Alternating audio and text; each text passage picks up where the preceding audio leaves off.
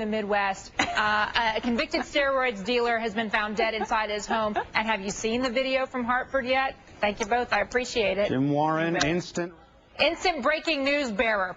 Hillary Clinton plans to suspend her campaign on Saturday and endorse Barack Obama. And that means millions of women who have rallied around Senator Clinton are now up for grabs.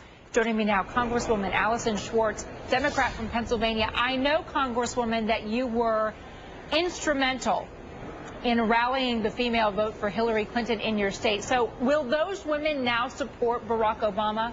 Absolutely. One of the things that we know is that, and I talked to voters across Pennsylvania who were enthusiastically for Hillary Clinton, but what they also said to me is that they really liked both of our possible nominees.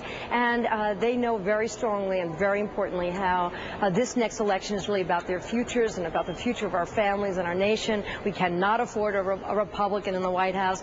They were having a hard time sometimes making a choice between Barack Obama and Hillary Clinton. They will certainly be for Barack Obama as our nominee. I think we will unite as a party, and I will certainly personally work really hard to engage so many of those women who did work so hard in Pennsylvania for Hillary Clinton to work just as hard for Barack Obama and make sure that he is the next president of the United States. I want to ask you point blank, do you want Hillary Clinton to be Obama's running mate? Well, you know, I think that's a decision for Barack Obama. But what do you want? What would you like to see happen? I think what's going to be important going forward is for us to really be united. And for Barack Obama, I fully expect he will do this, is to reach out to all of those who supported Hillary Clinton. Was very generous on Tuesday night in his remarks about Hillary Clinton. I certainly appreciated that. And my guess is that his campaign, which has really been a brilliant campaign, will figure out how to reach out to us, and that we'll work together to bring all of those Clinton supporters to Barack Obama, many of whom will be there just as I am right now, ready to go to make sure Barack Obama is our next president. Congresswoman Schwartz, a very graceful sidestep of my question. I appreciate that. Have a good day. We have some breaking news internationally today. The State Department is calling this morning's attack on U.S. diplomats in Zimbabwe outrageous and unacceptable. Here's what the State Department says happened. 40 armed Zimbabwean officials detained 5 American diplomats and 2 local employees of the U.S. Embassy. That was in Harare as they were driving outside the city. One vehicle was stopped, the tires slashed, a local employee was taken out, beaten up. Everyone who was detained now has been released. We'll keep you up to date on what happens there. Some stunning news breaking today. The Pentagon has asked for the resignations of the Air Force's top military and civilian leaders. Air Force Secretary Michael Wynne and Chief of Staff General Michael Mosley are being forced out in the wake of a series of scandals. Among them, the mishandling of nuclear weapons.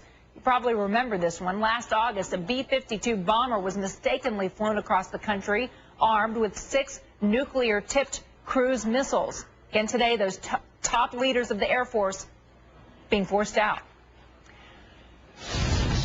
When I show you this next video, you're probably going to yell at your television.